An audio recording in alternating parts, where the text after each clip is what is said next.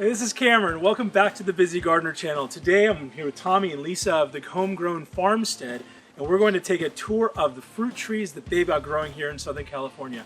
Let's get busy.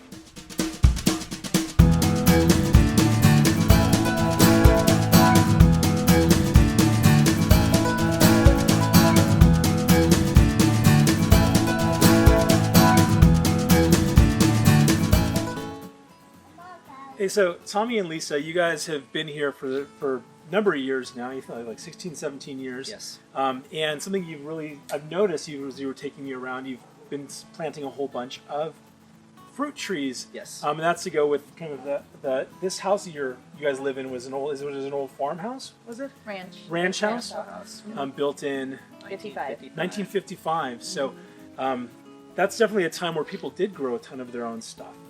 And so it's almost returning back to what you have. And all this can really be featured. Awesome Instagram channel page. The Homegrown Farmstead. I'll link it so that you can get there and check it out. The inside of the house is amazing. We're going to do another video on it.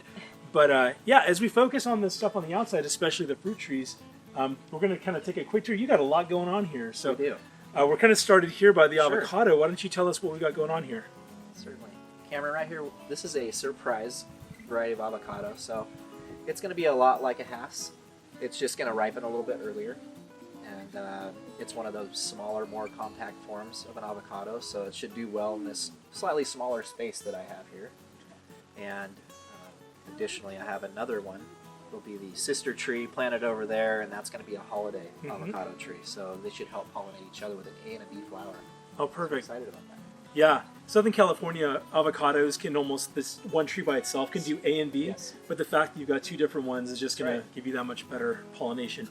Now, two things I noticed here. One is the mound that you have here, and the other is the whitewash. Can you talk to us about that? Absolutely. So this particular area where we live up here it's known for its red clay. So the red clay starts about 12 inches down. And it's important to know that avocado trees, their roots can drown very easily. So they need to be, if you're in an area with a heavy soil, especially clay content, they should be raised up. They'll grow a lot better and a lot happier. Especially if you want to throw some wood chips on it and grow it on a mound, it's going to do really, really well. And it's going to be successful. So hopefully this will be successful. It's really doing well. We've got some new growth on here. Yeah. I have killed an avocado tree. I am not going to lie. Welcome to the club. So, and part of that was not whitewashing it, planting it in the summertime, and it started turning brown, the stem, and I was like, well, I don't know what's going on. Maybe more water. Yeah. And what I was doing was I was drowning it, and it was getting a sunburn. Yeah. So we're not going to be doing that anymore. So we're going to be successful this time around. So, had to do a little research and figure out how to be successful here, and we're going to be successful this year. Should hit maybe a couple on here this year, maybe. How long ago did these get in the ground? These have been in the ground now for about 4 months. Yeah. Okay. Yeah. So you got pretty established trees to put in. Yeah, I did. These were 15 gallons that I bought. So avocado, you kind of want to do that with an avocado. It takes so long for avocado to fruit, where I've got the little 5-gallon ones, and I'm just watching them start from these little things. So if you're able to, get a more established tree with an avocado, you're going to have fruit that much faster. Stone fruit, some of that stuff, not as big a deal, but avocado, it's kind of actually worth it to do that. All right, well, let's kind of move on. Sure. So I noticed you've got a number of these kumquat trees planted in these pots. Why don't you tell us about what you got here? Sure. These are the Nagomi variety of kumquats, and they're delicious, and they're ready when the citrus is ready here, obviously in the wintertime in Southern California, which is spectacular. And they also are ornamental, which is very nice. So when we did this addition and added back to our house, we decided that in these planters we would plant something that would give back to us. And they do every year, and they're prolific, and they really pump out a lot. They've been in these pots for about 3 years, and they're delicious, and they're very nutritious. Between the four of them, you've got probably, 100 fruit on this thing? Yes, there's a on lot. The next one, you're kind of laughing because less, more, and most. Yeah. Probably between these things, you probably have 300 fruit or more. Absolutely. Yeah. You guys eat them fresh? Do you guys do anything else with them, or have you ever made like a jam or preserves? My mom will use some, and she'll make a marmalade, which is really, really good. But yes, eaten fresh are perfect, and you're getting the 5 times the amount of vitamin C that you would get from just one single orange, which is great. Here, can I pick one? Certainly. Cool. All right, so if you've never had a kumquat before, because this is kind of a weirder citrus, you eat the entire thing. You don't peel it. I mean, you suppose you could try, but the skin is actually really sweet as opposed to like a very bitter flavor. A lot of the flavor that this has actually comes from the skin. To quote Tom Spellman, delicious. Delicious. That's really good. I also noticed over here that in this pot you have a blueberry, and you were sharing with me Yes. kind of some of the philosophy around the way that you're planting at your home. And Absolutely. so tell us about this. So the philosophy that I've kind of adopted is that if we have something in here that's it's an annual, it's flowers or things like that. If it dies, I've decided that we're going to do things that are perennial, that produce fruit for us and things of that nature. So when I talked to Lisa about it, and I said, what do you think about doing maybe some blueberries in these instead of like always plugging in the little 6-pack of flowers? They look nice and then they die. Yeah. It would die, and then we'd be back trying to find something to put in there, and then if we didn't get a chance to, then it'd just be this ugly thing dead, forever. So better investment for sure, I would say. Yeah. Absolutely. Well, and you So can't we're make excited. blueberry pie out of mums true. or whatever grows. Yeah. That's do that. true. That's So. true. And you guys have a just kind of a nice row going against Yes. your fence here of some different trees. So we're gonna kind of walk a little quickly. Is this a variegated one? No, it's not. This would be a Janus A cadota. Janus cadota. Okay. Yeah, this is a Janus cadota that, a la Charles Malky from Ivy Organics, we're going to be making this into hopefully a 10-in-1 eventually here. Starting this spring, I have some cuttings that I've rooted and different varieties that I'm going to be grafting onto this. So we're going to bring this whole tree down to about 4 feet, and we're going to leave one nurse branch right here. And then the rest of these will be cut, and we're going to be grafting onto it. How many eventual varieties do you think you're going to have on I'm here? going to keep going because there's a lot of collectors here. Yeah. And there's even some locally, one from Pasadena that I had ordered some cuttings from and bought some from him. But we're going to keep going, and I'm going to just make it a fun project. So you don't have to be stuck with one variety of anything. Yes. On certain fruits, as long as it's in the same family, you should try grafting. Yeah, and if you've got something where you're not enthusiastic about the type of fruit that's on it, you already have an established system here, Yes. so may as well use it to do something that you want. That's right. That's very cool. It's ready to go. Oh, what do we got here? So this right here is my very sad Fuji apple tree that the dog pruned. So since the dog decided to prune it, Yeah. I've decided also that we're going to be doing and turning this into a grafting project. Mhm. And I have some scion wood that's going to be arriving here in about a month in February. And we're going to be doing some different styles of grafting onto this too. And hopefully some will take. And we're going to be using old antique varieties of apples and grafting onto this tree. I have an established root system down there, so why not? Let's try it out. What are a couple of the varieties you've got on the way? A couple of the russeted varieties, like from England. So, they're going to have the rough, almost skin on there. And so we're excited. And colorful too. Yeah. So I'm not just grafting, any type of all red, or we're going to do a mix. So we're going to have some that are going to be yellow on here, some that have stripes on here, some that have a red flesh. Mm-hmm. So we're going to be trying all those. Absolutely, I'm excited. I've not grafted before. And so I think going into that, I'm always scared that I'm going to mess up the tree that I'm grafting onto. But if you're kind of not, this and your fig are a great example of, you kind of go, I'm willing to just try it on that. You don't Right. feel too bad about, Yeah. because... if you leave a nurse branch on there and you leave one branch to keep going, you'll be fine. You'll be fine. It's everybody should try it. Yeah. Especially. I've got a call out there for the California rare fruit growers. I put a call out to say, look, what stone fruit budwood do you have? Because I'm going to Right. try to just top work my Bella Gold picatum because it hasn't been productive. So I thought, I'll try it on that. If I can find some budwood and make it happen. Absolutely. That's very cool. All right, what do we have here? All right, Cameron. So right here, this is our wonderful pomegranate tree. And since I've started growing this tree, I really like the fact that I've been able to kind of semi-train it into a weeping habit, which is a very not like for this tree. Yeah. It usually has a very upright habit. It grows very tall. I did have to bring it way down this year after season. We probably had 200 pomegranates on here. Wow. Way more than what we ever could have used. We gave a lot away. I juiced a lot. We really, really enjoyed it. I wasn't brave enough to make the jam. I saw your kitchen. Oh, I yeah. did see your video. Listen, I have a jelly video coming. And as I was watching, making the jelly was easy. The juicing was the part that just looked like a murder scene. Right, it did, and they are staining, and they can be a little bit messy, but we love our pomegranates here. So, so this tree, yeah. So I had to bring it back down again and do a little bit more severe pruning than I necessarily wanted to. And that will sacrifice some of the fruit this year on it. But, you know, there's a lot of budwood on here, so we're going to be fine. Yeah, you got a ton of fruiting wood. Yeah, you're probably going to have 30, 40 on this guy. Yeah, and it's this beautiful tree, too, especially for Southern California. And the flowers are amazing looking. And it's very ornamental. Because you'll lose all your leaves, but you have the beautiful pomegranate still hanging on bare wood. It's interesting because you have it pruned down to almost the size of the ornamental pomegranates. Right.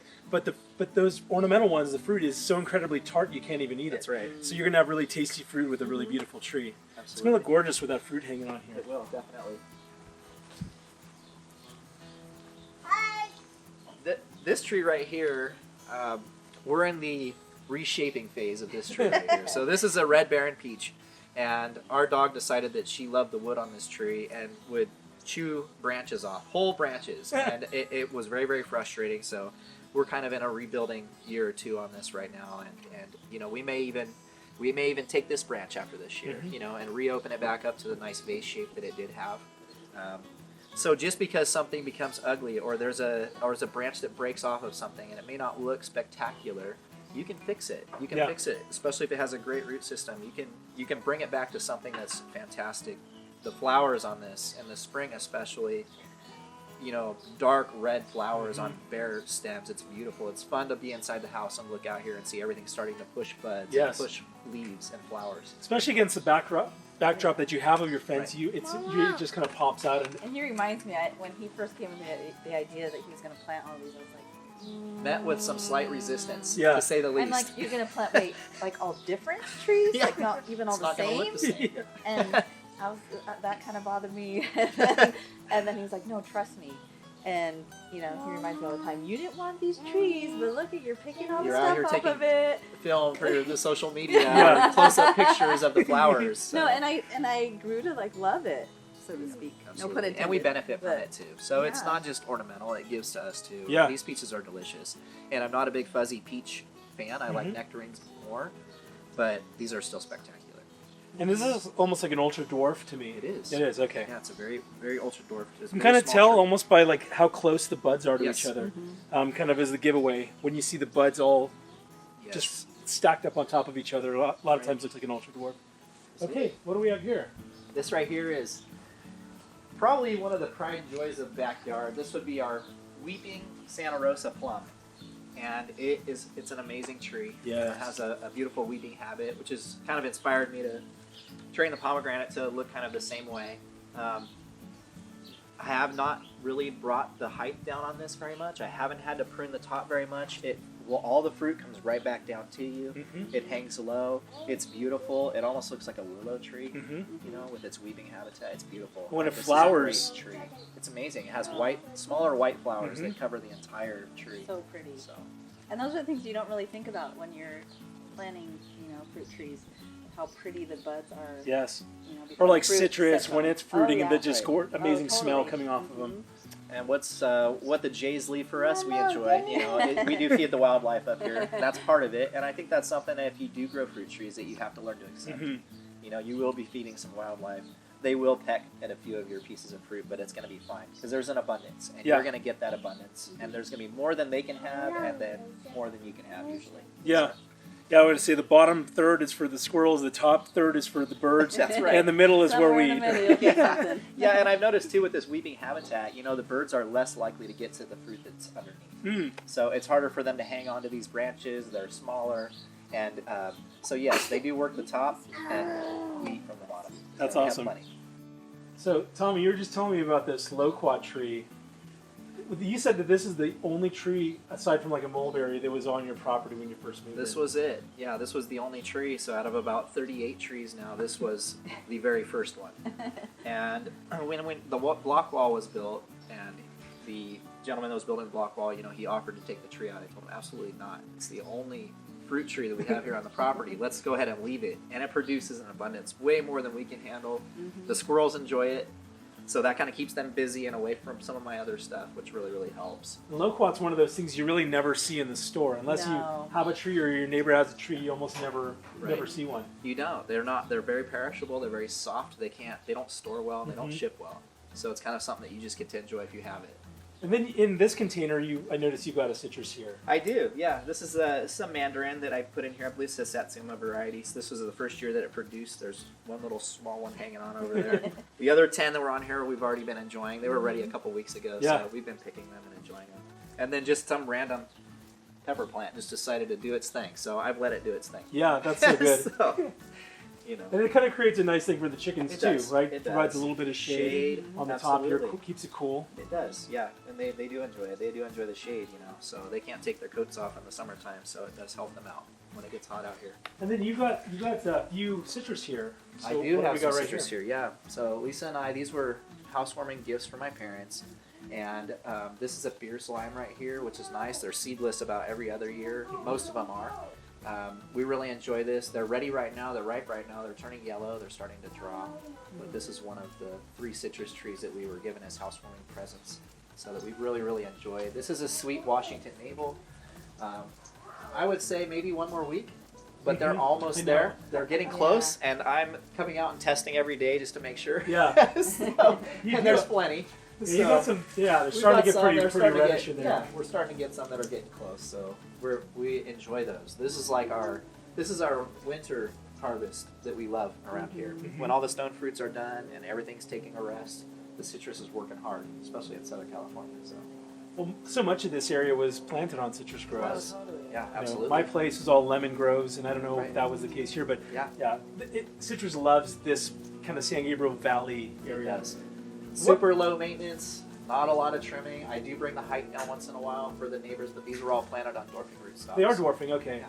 So what do you think the eventual height of this would be if you just let it go? Without a prune, you're probably looking at 60% of height or 70% of height. So I would say this could probably have the potential to get 12 to 15 feet tall, maybe if unpruned. But yeah, I've brought it down several times, and that's just out of keep it down for my neighbor over there too. But he did tell me that one year when it got large, that he was enjoying them. so we share. So I'll take him some. My neighbor has an apricot that hangs over, and we never complain. We just kind of make a little crumble out of it. Absolutely. And then we got a guy right here. Yeah, this is a improved Meyer. And this is a great lemon. This is a great lemon for lemonade, and it's so sweet. It's so sweet. Almost can eat it fresh. And so we do enjoy this. We make lemonade and things like that. So we love to cook with it. Lemon meringue pie, things of that nature. They're ready right now. So they were a little bit smaller this year, and that's one of the things I think that people have to understand too with fruit and citrus is that you have years where the shape sometimes is different. Sometimes you have more seeds than others, but you're always going to have fruit every single year. So and usually more than you know what to do with. More than you know what to do. And a Meyer lemon is an interesting thing because it's actually a mix between a true lemon and an orange. So that's where you get some of those sweeter characteristics. It's not that same kind of pucker thing. Right, and the flesh is more orange almost too. So it's a really darkish yellow, almost orange. So, now you have an entire thing going on in the front. I think we got to move over there. Okay, sure. What's going on? Absolutely. Yeah.